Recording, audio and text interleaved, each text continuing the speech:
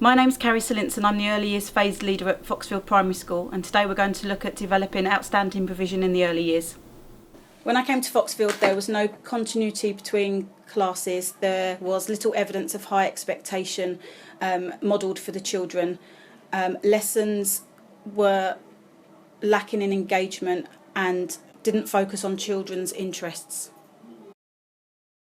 So we started by assessing the children, finding out what the children's interests were to inspire, engage and promote independent learning within the structured sessions and the free flow.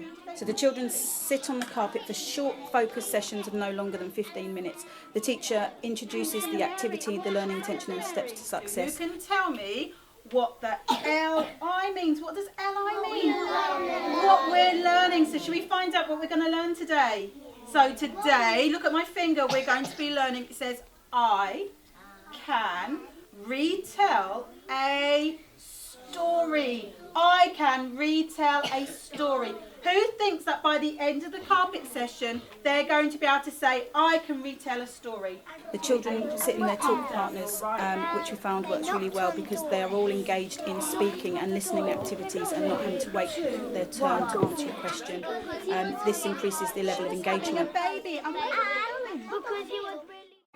We set the free flow session up by first of all observing the children, finding out what their interests are, and through finding out what's going to engage them, we then enhance the free flow activities by the use of questioning.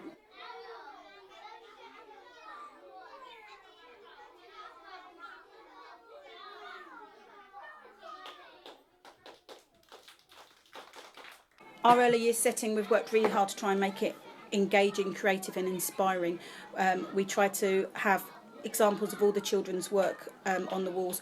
We really value pupil voice, so around the setting we have pictures of the children's faces and speech bubbles, which they then use to reflect on their learning and ask questions, which involves us then having to think about what they want to do in our planning for the following weeks. In literacy, we pick a focus book or animation to inspire the children. We do lots of modelling, we do story mapping, role play, we get the children up and moving, and then because they've had real life experiences and active experiences, then that's reflected in their writing. We model high expectations in literacy by making a clear learning intention for the children, making sure that they know what the learning intention is before the start of the carpet session. We go through the steps to success and we recap that during the session and again at the end of the session to make the children feel that they've actually achieved something whilst they've been sat on the carpet. We model precursive handwriting throughout the environment and during every lesson so that the children have the skills necessary to continue onto cursive and joined writing when they enter year 1. In the early years we promote maths by using Numicon as a starting point for all children, as they really like the visual stimulus. We put the Numicon into all areas of learning, so you'll find Numicon in our mud kitchen in the outside area, you'll find it on our Play-Doh table. We then also decided to introduce maths challenges in each classroom, so each of the 3 classrooms devises a maths challenge which engages the children. So current example is there's a minion maths activity in one classroom. We model the challenge to the children at the start of the week and then the children free flow and use that independently. The biggest challenge we've had to face over the last year is our outdoor provision. When we came it was a very large space with just concrete flooring and no real focus or zoned areas, which meant the children just ran freely and had no real engagement.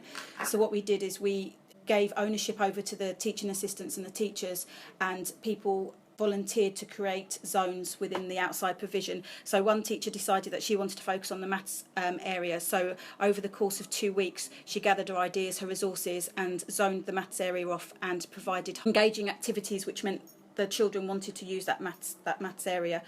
Another teacher took ownership for the mud kitchen and used resources to enhance the free flow activities by adding recipe cards, weighing scales.